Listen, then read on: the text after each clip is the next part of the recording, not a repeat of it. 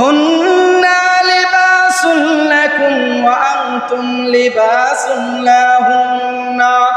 আমি আল্লাহ রাব্বুল আলামিন পুরুষের জন্য যেমন ইজ্জত ঢাকার জন্য যেমন তার কাপড়ের প্রয়োজন হয়, তেমন আমি আল্লাহ রাব্বুল আলামিন সমস্ত গুনাহ থেকে, শিরক থেকে, গুনার কাজ থেকে, জিনা থেকে, ব্যভিচার থেকে আমি আল্লাহ তোমার জন্য সঙ্গিনী বানাইলাম।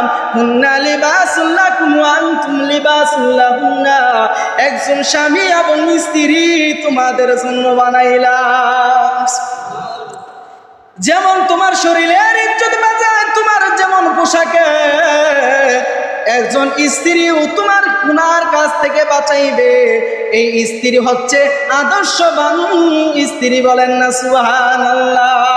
কারণ স্ত্রীরা যদি ভালো হয়ে যায়, ঘরের মধ্যে আল্লাহর বরকত এসে যায়, সুবহানাল্লাহ।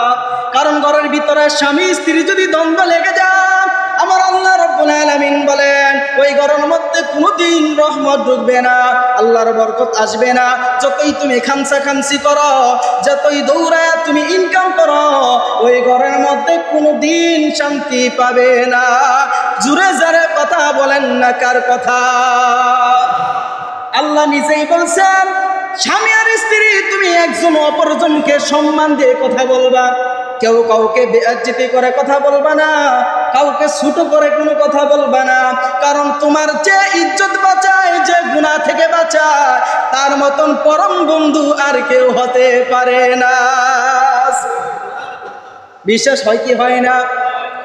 এজন্য আমার আল্লাহ বলেন ওয়াজআলা বাইনাকুম মাওয়াদ্দাতা ওয়া রাহমা। আমি আল্লাহ স্বামী আর স্ত্রীর ভিতরে এমন মহাব্বত তৈরি করে দিলাম, এমন মহাব্বত তৈরি হয়েছে যা মৃত্যুর আগ পর্যন্ত কোনোদিন কেউ ভুলবে না। কারণ আমি আল্লাহ বললাম ওয়াজআলা বাইনাকুম মাওয়াদ্দাতা ওয়া রাহমা।